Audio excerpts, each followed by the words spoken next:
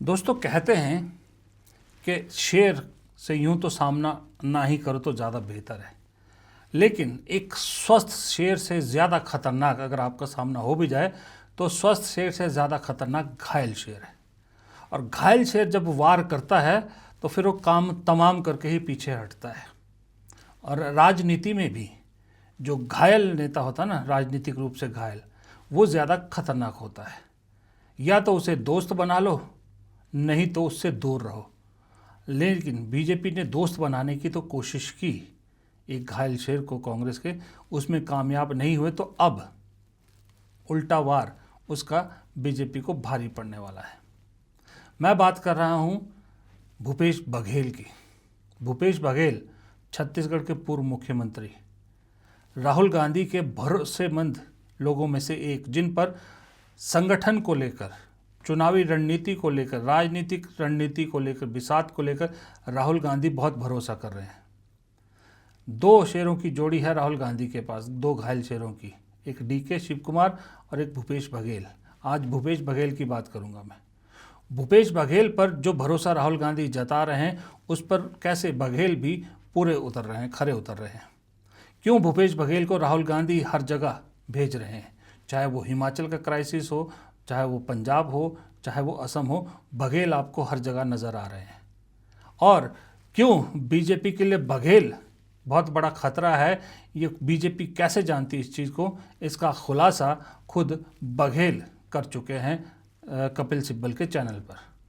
दबाव डाल के आप चाहते थे शायद आप बीजेपी को ज्वाइन कर लो। उनकी मंशा वही रही होगी, क्योंकि एक दो बार अमित शाह जी भी बुलाए थे मुझे, अच्छा, मोदी जी भी बुलाए थे, लेकिन मैं समझा नहीं कि वो लोग किस लिए बुलाए हैं। हाँ, अच्छा। लेकिन इशारा उनका मुझे बाद में समझ आया कि जब मैं मिल के आता था उसके बाद और छापा पड़ता था, फिर पूछते थे कि आपको कैसे मदद करें। अच्छा, तो उनका लाइन ये होता था कि आपके खिलाफ कौन कौन सा केस चल रहा है, अच्छा अच्छा अच्छा अच्छा, कौन कौन से आपके अधिकारी जो आपकी तो विश्वसनीय उनको बड़ी फिक्र रही होगी कि हाँ। हमारे मुख्यमंत्री रहे हैं, उनके खिलाफ केस चल रहे हैं, ठीक नहीं है, जी। हम सुधार देते हैं। जी। हाँ, तो मैं उनको बोला भी कि मुझे बहुत सुखद आश्चर्य हो रहा था कि मैं विपक्ष का हूँ और मेरा विपक्षी धर्म ही ये कहता है कि मैं आपकी आलोचना करूँ, और मैं करता भी हूँ। अच्छा, लेकिन उसके बाद भी आप मुझे बुला के सहयोग करने की बात कर रहे हैं, तो ये मेरे लिए सुखद आश्चर्य था। मैं तो सोच नहीं सकता था कि आप ऐसा सहयोग करना चाहते थे। ऐसा बोल के जाता था और 8वें दिन फिर से छापा पड़ जाता था। एक बार तो प्रधानमंत्री जी फोन करके बोले, साहब आप तो मदद करूंगा बोले थे, आप तो यहाँ रेड डालवा दिए। अरे मैं अधिकारियों को बोलता हूँ, बात करता हूँ। अच्छा, हाँ, ये स्थिति है भाई। अच्छा, मुझे समझ नहीं आता था कि भाजपा में बुलाने के लिए ये बुलाते हैं। आप समझिए कि भूपेश बघेल कितने इंपॉर्टेंट बीजेपी के लिए, जब वो बघेल कह रहे हैं कि इस तरह की चीज़ें जो है उनके साथ इस तरह के हथकंडे अपनाए गए। बघेल ने असम में अगर कामयाबी हासिल की, बघेल और डीके शिव कुमार की जोड़ी, तो वहाँ हिमंता बिस्वा शर्मा के साथ राहुल गांधी का, गांधी परिवार का हिसाब बराबर होगा, और इसीलिए उन दोनों को वहाँ भेजा गया, प्रियंका गांधी को साथ में जोड़ा गया। और बघेल की खासियत है, राजनीतिक बिसात तो बिछाते ही हैं, लेकिन जिस भाषा में विपक्ष या जिनसे उनका मुकाबला है, जो भाषा उनको समझ आती हो, उसी भाषा में जवाब भी देते हैं। अब उसे किसी मानसिक चिकित्सक से उसकी सहायता लेनी चाहिए। वो विक्षिप्त हो चुके हैं।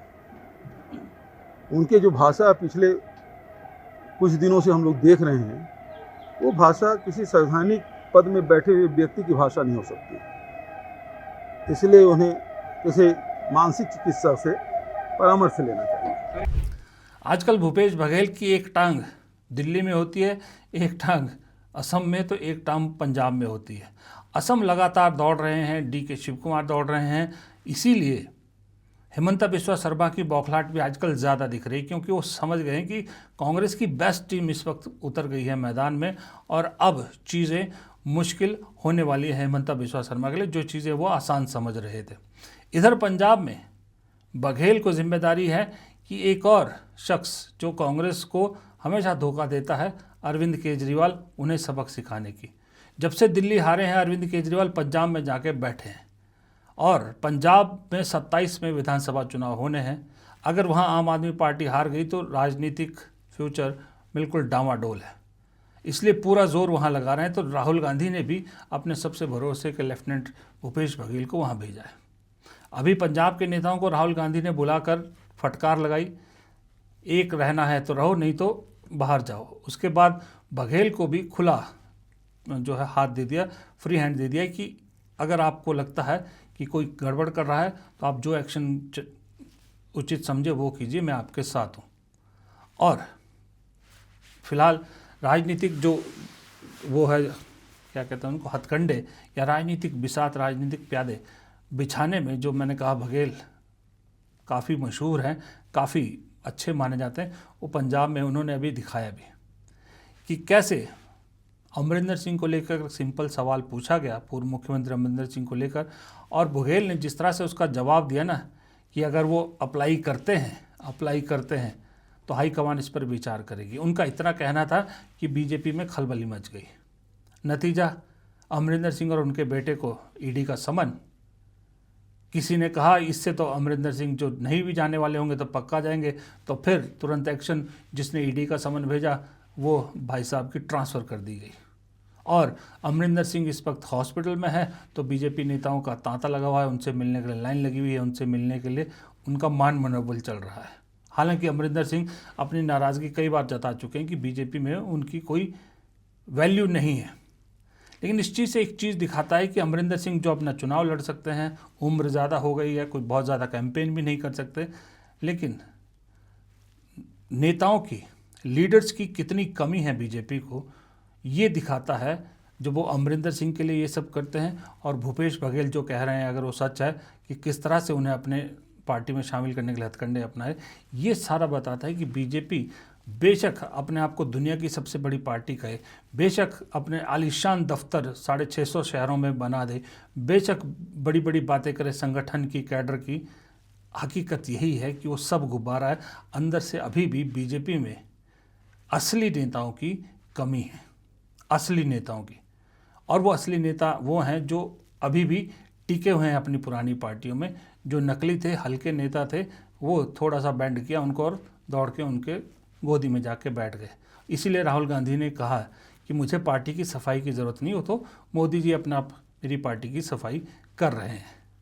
और जो सही थे, सही टीम है, वो आज भी खड़ी है राहुल गांधी के साथ। इसीलिए राहुल गांधी उन पर भरोसा भी कर रहे हैं और ये टीम फिलहाल भरोसे पर खरी भी उतरती नज़र आ रही है फिलहाल। लेकिन असली परीक्षा तो चुनावी नतीजों से होगी, तब वो क्या नतीजे निकलते हैं वो अलग चीज़ है। लेकिन फिलहाल तो राहुल गांधी जो कांग्रेस में बदलाव लाना चाह रहे हैं, कांग्रेस में जो नए चेहरे लाए, क्यों राहुल गांधी कांग्रेस में बदलाव ला रहे हैं, ये उसका सबूत है कि राहुल गांधी क्यों अपनी टीम बना रहे हैं और किस तरह की टीम बना रहे हैं और क्या प्लानिंग लेकर वो आगे चल रहे हैं। फिलहाल इस वीडियो में इतना ही, मुझे दीजिए इजाज़त, नमस्कार।